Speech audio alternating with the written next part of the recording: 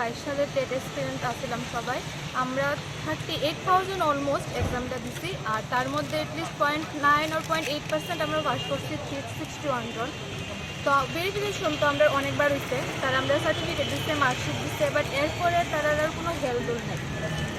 They are not giving us any proper like reasons যে কী হইতেছে। তারা যখন আমরা জিজ্ঞেস করতেছি, তারা প্রত্যেকবার আলাদা আলাদা অজুহাত দিতেছে। মানে তারা এক একজনে এক এক কথা কয়, সবাই মিলে একটা কথা বলতে হচ্ছে আমরা বুঝতাম যে maybe this is the problem, but তারা খুবই ডিফারেন্ট কথা কইতেছে সববার। একজনের দিকে দিতেছি একটা কথা কইতেছে, আরেকজনের দিকে দিতেছি আরেকটা কথা কইতেছে। তারা নিজেই জানে না যে আসলে তারা আমাদের পোস্টিং দিতেছে না কেড়ে বা অফার লেটার দিতেছে না কেড়ে। তো এটা নিয়ে আজকেও আমরা আইসি, কিন্তু আজকেও আমরা এখন অবধি কোনো প্রপার আনসার তাদের থেকে পাইতেছি না। তারা জাস্ট আমরা ঘুরাইতেছে সকাল থেকে।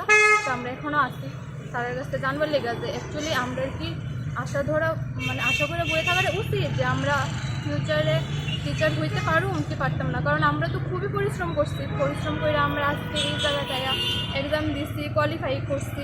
তো আমরা একটা রাইট আছে জানার যে আসলে কী কারণে দেরিটা হইতেছে।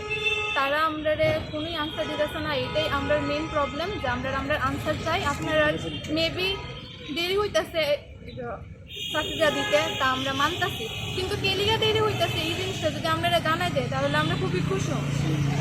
আর সিএমের কাছে রিকোয়েস্ট যাতে এই জায়গাটা একটু তাইনে দেখে, কারণ আমরা লাস্ট 1 to 1.5 ইয়ার্স ধরে এখানে দেখতেছি। তো এটাই যেহেতু আমরা ইউথ, আমরা এটা জানাটা দরকার, যেহেতু আমরা লাইফটা এই জবটার উপর অনেকটাই ডিপেন্ড করে ত্রিপুরার মধ্যে, তাই আমরা এটা জানাটা ডিজার্ভ করি। আর আমি তাইনের কাছে অনুরোধ যে তাইনে যাতে এই ব্যাপারটা একটু দেখে।